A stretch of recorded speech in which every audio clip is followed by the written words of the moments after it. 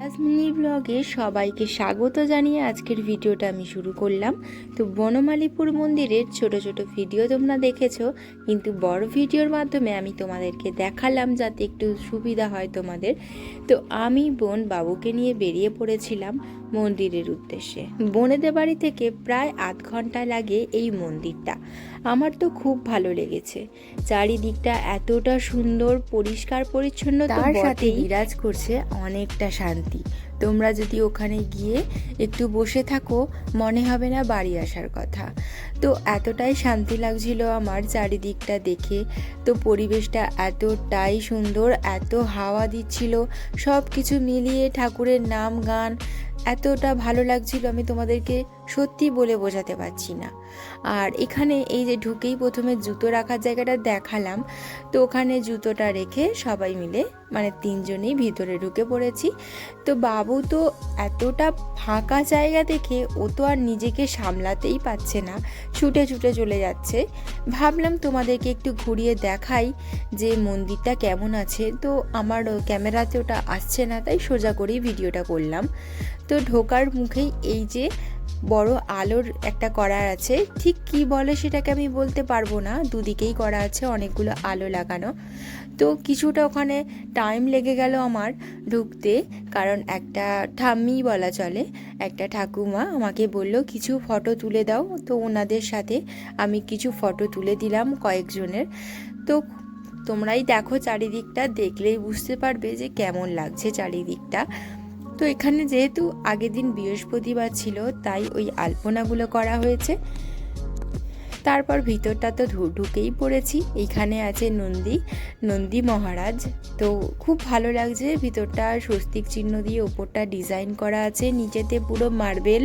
মানে তোমরা যেখানে হোক বসে থাকতে পারবে অনেকক্ষণ, কোনো অসুবিধা নেই। সামনেই ঠাকুর আছে, নাম গান শোনো, অনেকটা টাইম স্পেন্ড করো, কোনো অসুবিধা নেই।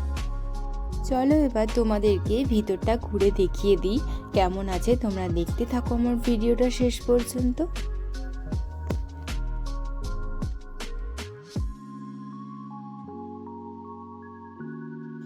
ভিতরের উপরটা যাওয়ার সঙ্গে সঙ্গেই বাবু দেখেই এটাকে কচ্ছপ কচ্ছপ বলতে লাগিয়ে দিয়েছে। ও যে চিনতে পেরেছে এটাই অনেক। তো এখানে দেখো হোম হয়, তো সেই জায়গাটা করা আছে। এটা দেখতে অনেকটা ছোট লাগছে, কিন্তু অনেকটাই বড় করে হোম করার জায়গা করা আছে। চলো তোমাদের ঠাকুরটাকে ভালো করে দেখিয়ে দিই, কত সুন্দর লাগছে না।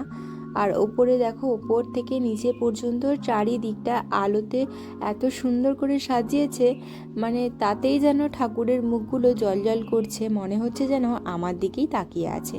তো দেখো এখানে সেট আপটা হচ্ছে, এখানে কীর্তনটা শুরু হবে আর অনেকে পঞ্চপ্রদীপ সাজাচ্ছে।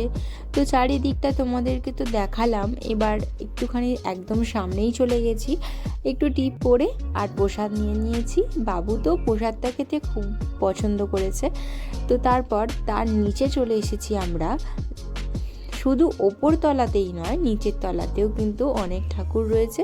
তো এখানে যেমন আছে শিব ঠাকুরের একটা লিঙ্গ রয়েছে, অনেক ঠাকুর আছে, নন্দী মহারাজ আছে, অনেক কিছু ঠাকুর আছে। ওর পিসিমণি তো বাবুকে নিয়ে ওর ঠাকুরের কানে কানে বলিয়ে দিল যে আমাকে ভালো রাখো, আমাকে সুস্থ রাখো। ওর পিসিমণি কিন্তু ওকে খুব ভালোবাসে। তো আমি যে অতক্ষণ ছিলাম, ওর পিসিমণি কিন্তু অনেকক্ষণ ওকে নিয়ে রেখেছিল।